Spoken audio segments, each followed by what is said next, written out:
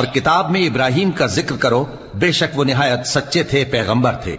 جب انہوں نے اپنے باپ سے کہا کہ ابا آپ ایسی چیزوں کو کیوں پوچھتے ہیں جو نہ سنیں اور نہ دیکھیں اور نہ آپ کے کچھ کام آ سکیں؟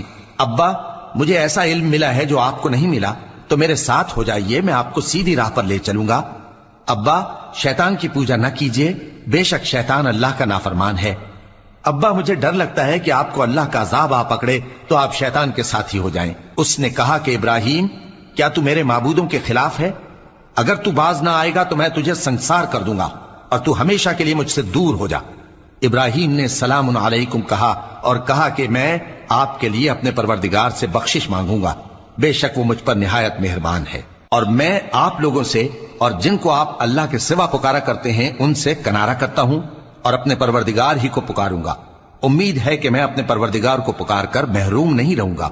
اور جب ابراہیم ان لوگوں سے اور جن کی وہ اللہ کے سوا پرستش کرتے تھے الگ ہو گئے تو ہم نے ان کو اسحاق اور اسحاق کو یعقوب بخشے اور ہر ایک کو پیغمبر بنایا، اور ہم نے ان کو اپنی رحمت سے بہت سی چیزیں عنایت کی اور ان کا ذکر جمیل بلند کیا۔ اور کتاب میں موسیٰ کا بھی ذکر کرو، بے شک وہ ہمارے برگزیدہ تھے اور رسول تھے، نبی تھے، اور ہم نے ان کو طور کی داہنی طرف سے پکارا اور باتیں کرنے کے لیے نزدیک بلایا، اور اپنی مہربانی سے ان کو ان کا بھائی ہارون پیغمبر بنا کر عطا کیا۔ اور کتاب میں اسماعیل کا بھی ذکر کرو، وہ وعدے کے سچے اور رسول تھے، نبی تھے، اور وہ اپنے گھر والوں کو نماز اور زکوٰۃ کا حکم کرتے تھے اور اپنے پروردگار کے ہاں پسندیدہ تھے۔ اور کتاب میں ادریس کا بھی ذکر کرو، وہ بھی نہایت سچے تھے، نبی تھے، اور ہم نے ان کو اونچی جگہ اٹھا لیا تھا۔ یہ وہ لوگ ہیں جن پر اللہ نے اپنے پیغمبروں میں سے فضل کیا، یعنی اولاد آدم میں سے، اور ان لوگوں میں سے جن کو ہم نے نوح کے ساتھ کشتی میں سوار کیا، اور ابراہیم اور یعقوب کی اولاد میں سے،